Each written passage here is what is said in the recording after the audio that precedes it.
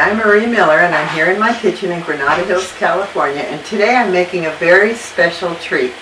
It's called pastiere and it is a southern Italian dessert and it's delicious, and my sister and I had this last year when we visited Montefusco, Italy. My mother's family, the Matola family, actually my grandmother's family, and Luiga, the wife of Antonio Matola, made this for us twice, and we watched her make it, and we have the recipe. It's not an exact recipe, but it's a fabulous recipe. And here we are, and I've got all the ingredients, and I'm going to make it, and I'm going to share it with you because it is fabulous. You will love it, I'm sure. At the end of this, I will go through all of the ingredients, but for now, we're going to go forward as I add each ingredient. So first of all, you take a large bowl, or as we say in Italy, a large spasa, and you add 7 eggs, okay? Now, if you don't have eggs from your backyard the way Luiga does, you go to the market and you buy some good eggs, which works for me. Okay, I don't have chickens. 1, 2, 3, 4, 5, 6, 7 eggs. Okay, there we go.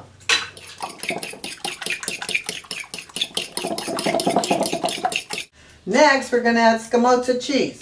And you can find Scamoza at an Italian deli. And hopefully anywhere in this country, there should be an Italian deli somewhere nearby. This is a pound of Scamoza. So I'm going to taste it first, just because it's Scamoza. Oh yeah, that's good. Okay. So here's what Luiga did. She used her hands and she cut up the Scamoza. And you just keep on cutting. I haven't had Scamoza since I left Italy last year. It doesn't have to be too small, but it shouldn't be too big. And it's not going to melt completely when you later put in the pasta. So cut it up as best you can. Now, we're going to add 6 heaping tablespoons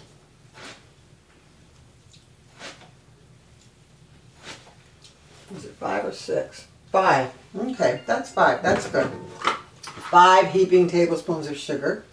They're not using like cups and measurements. It's just like, you know, throw it in. So now, a pinch of salt. And I just so happen to have my La Santa Maria sea salt from Italy. Very fine sea salt. By fine, I mean very, very small. So then, we've got a lemon. And we're going to zest this lemon.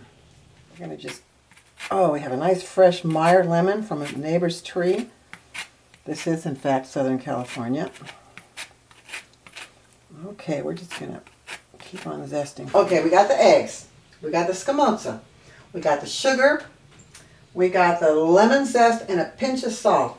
Now the recipe calls for what looked like lard. I think she used lard. But what we have is some vegetable shortening. So we're going to use some Crisco. And again, we're talking 1 heaping tablespoon, which is actually bigger than a tablespoon. And when I measure it, it looks like it's about half a cup. So that's what I'm putting in my pastiere, a half a cup. So now here's what we're doing. We're taking this whole concoction, okay? It's the pre-pastiere pastiere, so to speak. And we're going to mix it so that the shortening is kind of, you know, throughout. And again, she used a fork, so I'm using my fork. Now the pasta that we're going to cook to go in our pastiere is called Buccatini, and this is what Luiga used.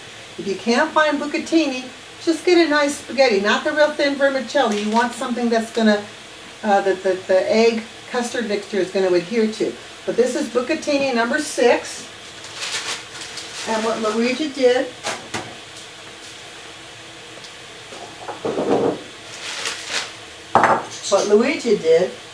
she broke it in half before she put it in the pot. This makes it much easier to manage. Once you put it in the pan, it will cook more evenly. in the water, and it will also drain nicely, and it will fit into the baking pan. The water's boiling, a nice rolling boil. We've broken our bucatini in half, and now we're just going to drop it in.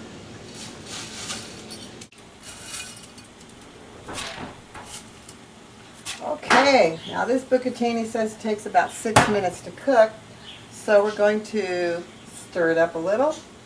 I have to get a big spoon for that. And then we're going to give it about 6 minutes on the timer. Luiga said not al dente, so I'm going to burn my fingers and taste it.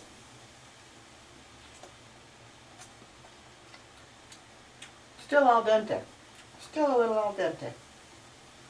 So we've given it an extra minute or two, and now it feels to be the exact right consistency. Yeah.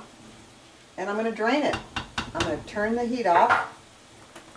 Take this over to the stove, to the sink, and I'm going to drain my bucatini. I've drained my bucatini pasta. Not much water left. It looks like it's pretty dry.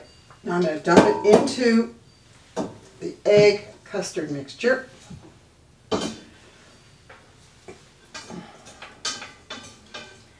it all out there. Okay. Now, we're going to mix the eggs and the cheese and the sugar with the pasta, like so. This is going to be so good.